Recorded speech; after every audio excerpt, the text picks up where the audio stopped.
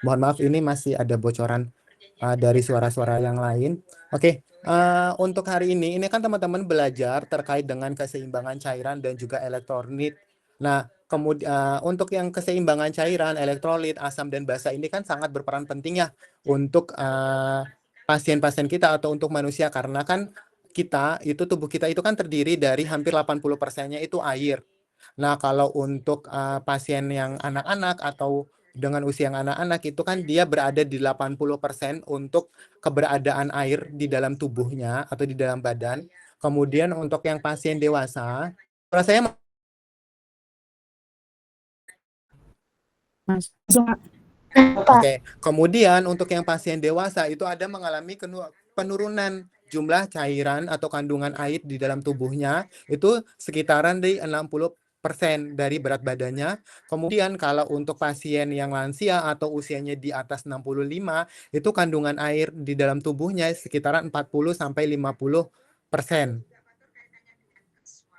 Boleh nanti faktor sampaikan juga rancangan ininya ya faktor ya, rancangan keuangan sing tok nggo panitia faktor. Oh, nggih, baik Ibu. Biasanya ya faktor cerita nanti untuk petugas ini, ngono-ngono kita faktor. Iya, kalau biasanya untuk yang laporan itu biasanya kami rapel akhir Ibu, kan itu kan per sesi gelombang. Nah, kalau per sesi gelombang kan terlalu sedikit ya Ibu untuk kami lakukan penarikan, sehingga biasanya kami di akhir agenda baru kami menotalkan untuk keperluan yang membantu selama kegiatan profesi pendaftaran profesi apotekernya Ibu. Yang keswatnya. Saya boleh dapat rancangan anunya ya faktor ya. Boleh Ibu. Biar ini kan ada uang 7 juta, monggo kan santinya 5 jutaan, 5 juta 400-an gitu tadi. Nah ini terus kita ada uang 18. Nah, Ya. 18 itu kan nanti saya paling tidak.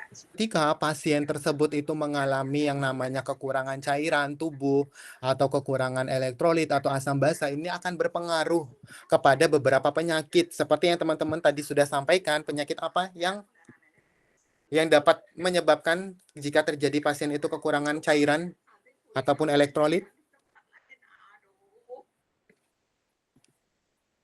Ya, oke, gitu ya faktor ya. Oke. Tadi apa? Baik, untuk kita tinggal ke situ dulu. Terus lanjut ke UAD 3. Tadi apa? Kalau misalnya ada terjadi ketidakseimbangan cairan tubuh?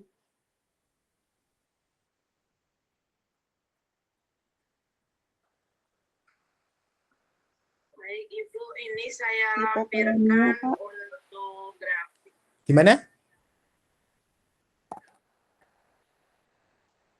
Apa? Kalau pasien itu mengalami yang namanya gangguan cairan tubuh, itu biasanya apa yang terjadi? Dehidrasi, Pak.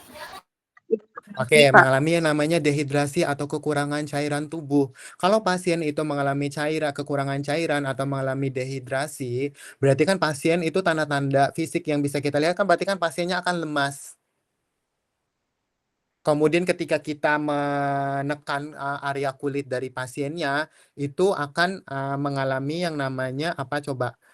Kulitnya itu tidak akan membel atau istilahnya itu dia itu daya untuk pasiennya itu kulitnya kembali elastis lagi atau cepat kembali itu akan jauh lebih lama. Itu adalah salah satu tanda-tanda jika pasien itu mengalami yang namanya kekurangan cairan tubuh.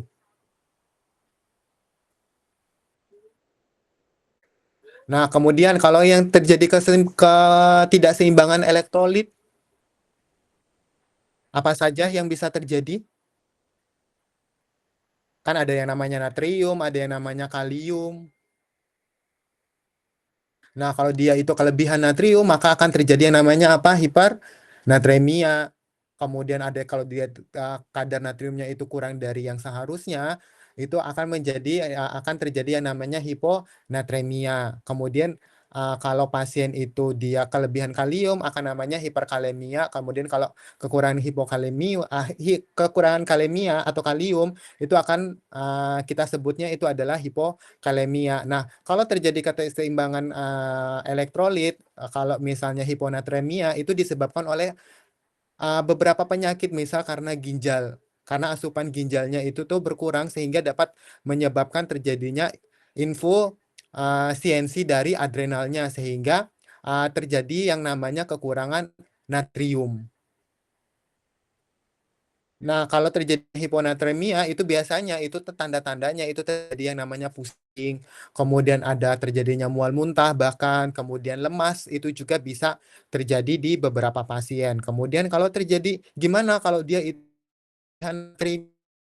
natrium, itu pasiennya itu akan mengonsumsi itu terkait dengan obat-obatan yang untuk mengikat natriumnya.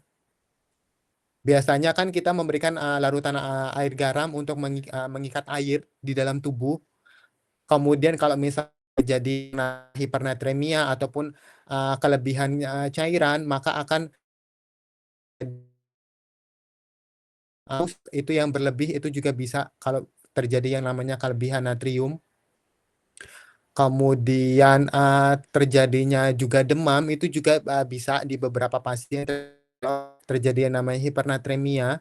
Kemudian kalau terjadi yang namanya ketidakseimbangan kalium itu terjadi karena hipokalemia dan juga hiperkalemia. Kalau hipokalemia itu penyebabnya itu karena pasiennya itu diare, kemudian mual muntah juga bisa, kemudian akibat juga keringat yang berlebih sehingga nanti itu kan terjadi yang namanya beberapa gejala sama tadi juga mengalami yang namanya kelemahan atau cepat capek dan yang lain. Nah, kemudian kalau hiperkalemia atau hiperkalium itu pasiennya itu disebabkan oleh sama terkait dengan gagal ginjalnya juga bisa, kemudian terkait juga dengan luka bakar itu juga bisa dapat mempengaruhi terjadinya kekurangan kalium.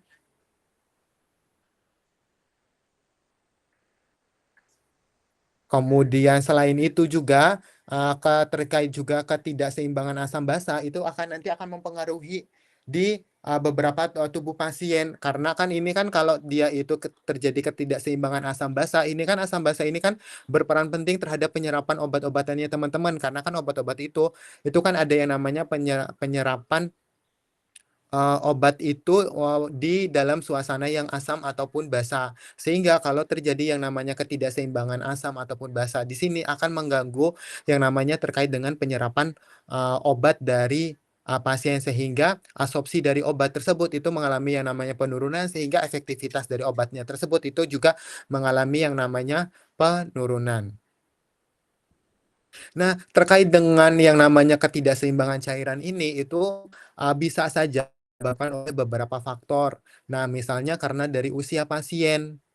Nah, usia pasien itu juga akan mempengaruhi terkait dengan ketidakseimbangan cairan di dalam tubuh karena kan semakin dewasa atau semakin bertambah usia dari pasien, maka jumlah volume air yang ada di dalam tubuh pasien itu akan mengalami yang namanya kekurangan cairan tubuh di dalam pasien sehingga akan mempengaruhi terhadap yang namanya keseimbangan tubuh. Kemudian terkait dengan gaya hidup itu juga dapat mempengaruhi, bisa saja teman-teman itu tidak terlalu banyak mengonsumsi air putih untuk kebutuhan hariannya itu di 2,5 liter. Nah, itu dapat menyebabkan terjadinya ketidakseimbangan cairan tubuh. Kemudian karena faktor lingkungan, karena misalnya dalam cuaca yang terlalu dingin, kemudian dalam cuaca yang terlalu ekstrim panas, kan kita itu mengeluarkan cairan itu yang terlalu banyak sehingga dapat menyebabkan terjadinya ketidakseimbangan atau kekurangan cairan tubuh.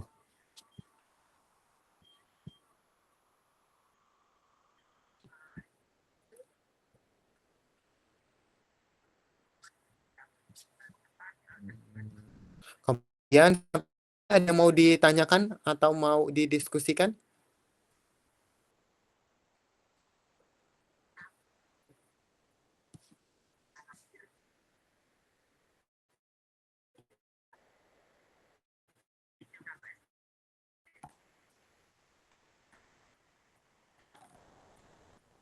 Ada yang mau ditanyakan atau mau didiskusikan?